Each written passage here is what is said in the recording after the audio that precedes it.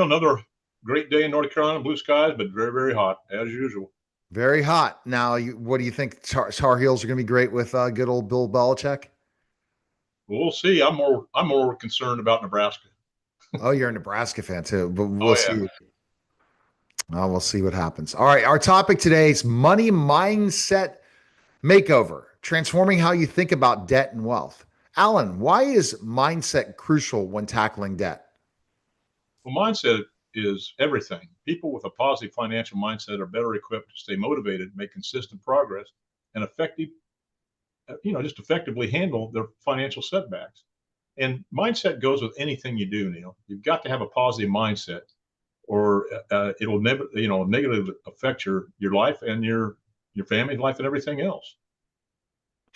What's a common negative mindset people have around money, and how can it be shifted?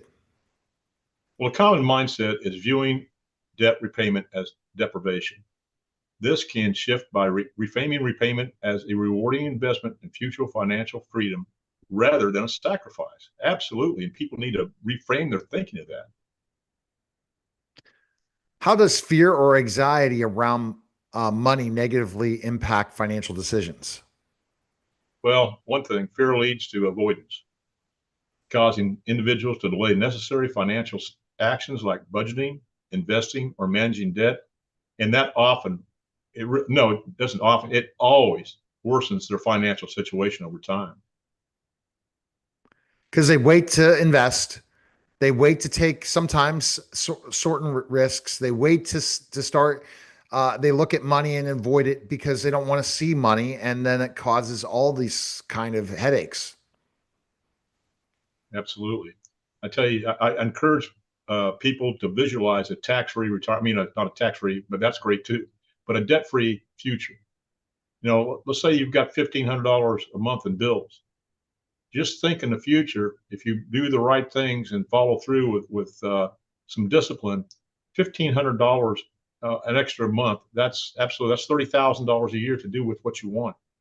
You can fund tax-free retirement. You can take vacations. You can pay for your kids' college. You can move to a nicer home.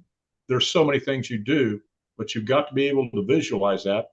And regularly visualizing financial goals and feeling the emotions associated with achieving them helps to build your motivation and momentum.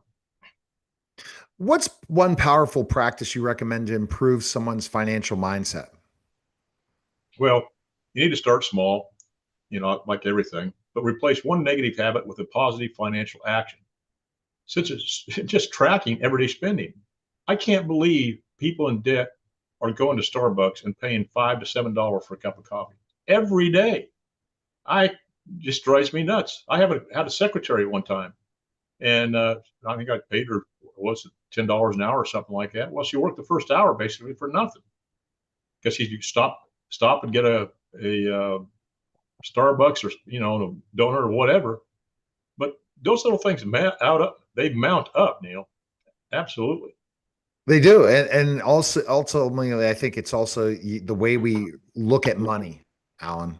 That's the thing, and get that negative mindset that money's not a good thing. It's not a bad, and that basically going and sitting down and looking at your expenses and your what you make is a bad thing. You got to do it because then you set your mindset and goals of where you want to go, because you're going to have to maybe think about doing another thing, maybe a side hustle potentially at first to get out of these things. Not, you can't just sit and say, okay, I'm just going to deal with what I currently make, and that's going to be the rest of my life.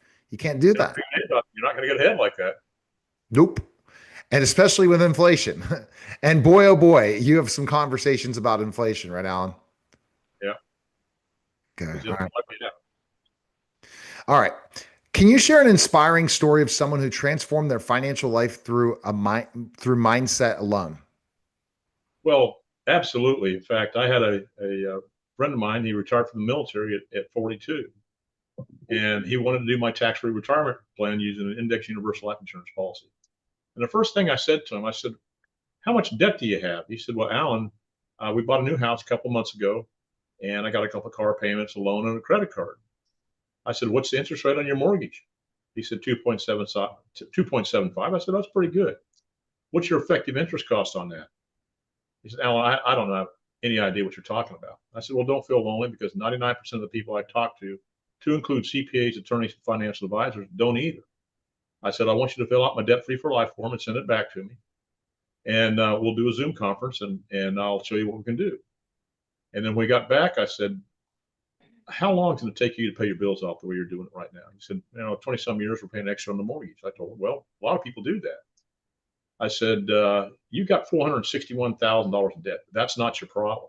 The problem is the 49.76 effective interest costs you're paying on that 2.75% mortgage. And his eyes got real wide, like deer in a headlight. He said, Alan, how is that possible? I said, because it's not going to get down to the 2.75 until the last couple of months of the mortgage. I said, you got a credit card here that's over 90% effective interest cost. And most credit cards are, people don't know that. But even though he had great credit, his effective interest cost was over 46%.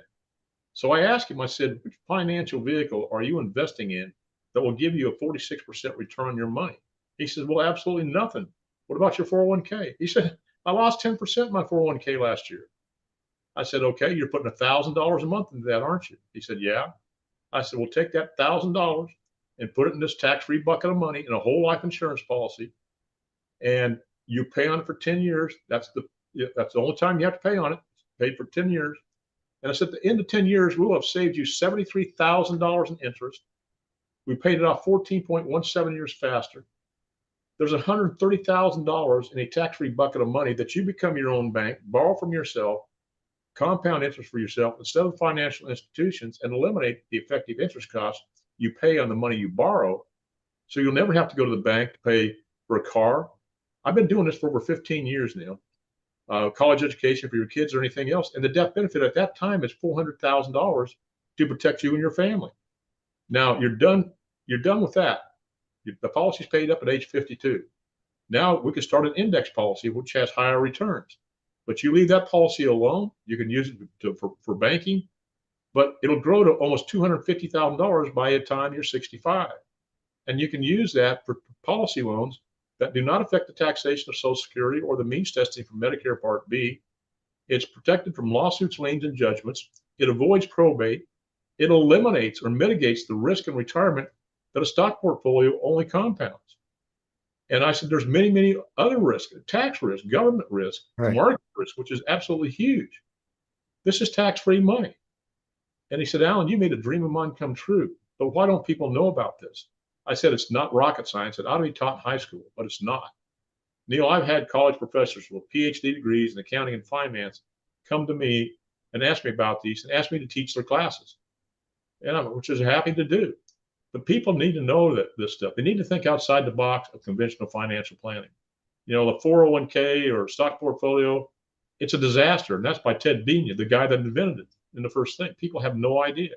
Neil, do you realize that 58% of people don't even think there's a fee on their 401k? And the average fee on a 401k, according to Forbes magazine, Lap Times, is 2.99%. People are going to have less than half of their money. And then they're going to hit with taxes anywhere from 20 to over 55%, and they're not prepared for it. And they're not prepared for the risk in retirement because their financial planners aren't telling them about it, from what I've found out. And I've talked to hundreds of people, multimillionaires included. Right. But they just need to think outside the box, conventional financial planning. Because I teach people the strategies, the financial strategies, the wealthy and the banks have been using for years. It's just a matter of education. And I don't charge for my consultations. I want to educate people out there because we've been held in the dark too long, Okay. All right. Best place to contact you is call you at 910-551-1046 or email you at strategicwealth0@gmail.com or go to www.strategicwealthstrategies.com. Appreciate it, Alan. Yeah, and you go to my website and you can schedule an appointment. All right. That was